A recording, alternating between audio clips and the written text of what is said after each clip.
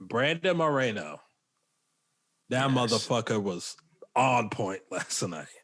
What did you guys think of the fight? Shouts out to Brandon Moreno, man. You know, one thing I forgot to say last week as I was watching the fight was because I was so close to choosing him. In the original fight, in the initial fight, you could tell that they had watched a little bit of tape on Deiveson because he was trying to catch him with these counters, and he was so close to catching him with these counters.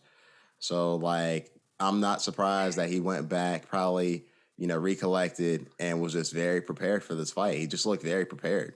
Nah, that's a fact. He looked well prepared in this fight. You could even tell just by the way he was so dominating against Figueredo, where there wasn't really much conversation in terms of who this fight was leaning towards prior to its stoppage.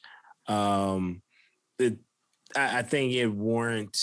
think they'll probably make it a rubber match after this, because I think Figueredo won the first one and he lost the second one, correct?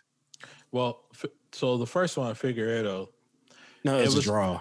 Majority draw, right? And a lot of people were saying, like, well, if he didn't kick Brandon Moreno square in the nuts to bail himself out to catch a breath and buy himself some time, he would have won the fight off of points. I thought Brandon Moreno did enough to win the first fight, but it is what it is. The second fight, there was no fucking doubt.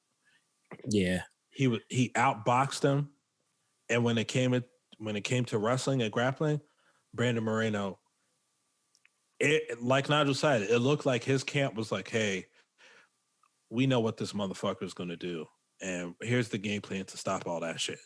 Yeah.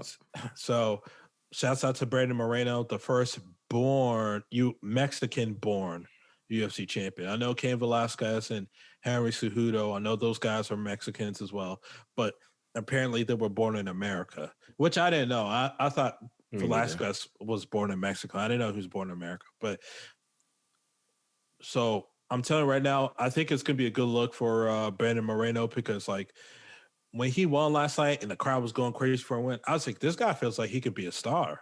You know what I mean? Even though he has that quirky personality, and I see something on like Twitter where he likes to collect Legos and action figures and shit.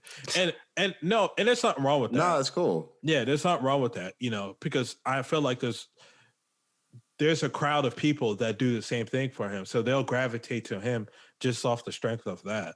So, shouts out to Brandon Moreno. And I think that he'll, I could see dude getting popularity, especially with the Latino market and all that.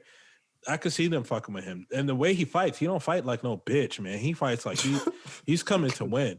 No, I enjoyed the way he fought in both fights. This fight and the last fight he had with Figueredo. Like, this motherfucker, man, hands up, and he's walking forward the whole fucking time. I fucks with it, man.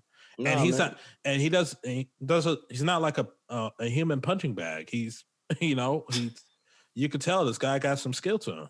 He's trying to fight, you know what I mean? And that's the type of fighter you want, though, because it's like, it reminds me of Kenny Florian a lot. Like, he came in there, he's like, hey, like, I finish fights, you know what I mean? And he was finishing people like back to back to back. So, I mean, like, you want that type of guy in there. Not only is it good for you as a fighter, because you're going in there, you're finishing the job, and you're not getting into wars and shit, but it's good for, your perception from your, the fan base, us in this, like, situation.